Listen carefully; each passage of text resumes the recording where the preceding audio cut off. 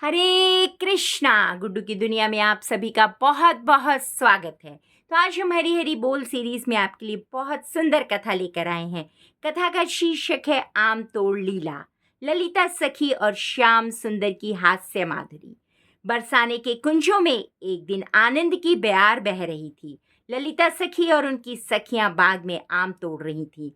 वृक्षों की डालियां झुकी जा रही थीं रस भरे आमों से। ललिता जी की टोकरी आमों से भर चुकी थी। तभी वहां श्याम सुंदर पधारे। नटवर नागर नैन चुराते हुए कुटिल मुस्कान के साथ उन्होंने ललिता जी की टोकरी उठाई और सरपट भाग चले। ललिता सखी ने पुकारा, श्याम सुंदर, कहाँ भागे जाते हो?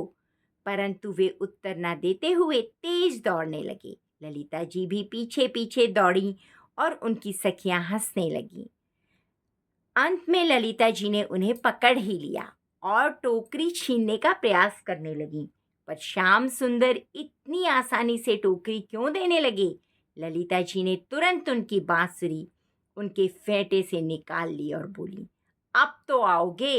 अब बांसुरी ही साथ नहीं है तो मन कैसे लगेगा? श्याम सुंदर विनोद भाव से बोले, बांसुरी वापस चाहिए। लेकिन कैसे? ललिता सखी ने कहा, एक शर्त है, आम तोड़ प्रतियोगिता होगी। जो ज्यादा आम तोड़ेगा वही विजेता होगा। जीतेगा तो बांसुरी मिल जाएगी, पर यदि हार गए तो सखी रूप धारण करके हमें श्री जी को नृत्य दिखाना होगा। श्याम सुंदर ने मुस्कुराकर सिर हिलाया और स्वीकार किया। प्रतियोगिता प्रारंभ हुई। दोनों आमों की डालियों पर चढ़े श्याम अपने चपल हाथों से तोड़ते जा रहे थे, पर ललिता जी की भी स्फूर्ति कम न थी। अंततः गिनती हुई और विजयी हुई ललिता सखी। अब आई सजा की बारी। श्याम सुंदर हारे थे, पर नृत्य से बचने के बहाने करने लगे। मामला भी श्री राधा जी के समक्ष पहुंचा। ललिता जी ने पूरी बात बताई। श्री जी मुस्कुरा उठी।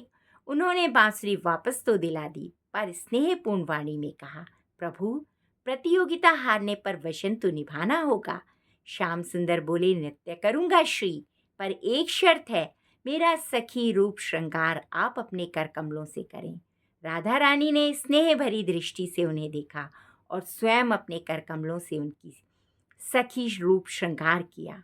श्याम सुंदर सुंदरी बनकर जब नाचे तो सारी सखियां आश्चर्यचकित हो गईं। वृंदावन की कुछ गलियां नृत्य की ताल पर गूंज उठी। राधा रानी की मंद मुस्कान, सखियों का हर्ष और श्याम सुंदर का माधुर्य, यह सब मिलकर लीला को अनंत माधुरी दे गए।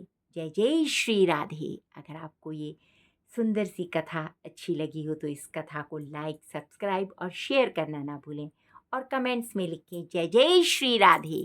धन्यवाद।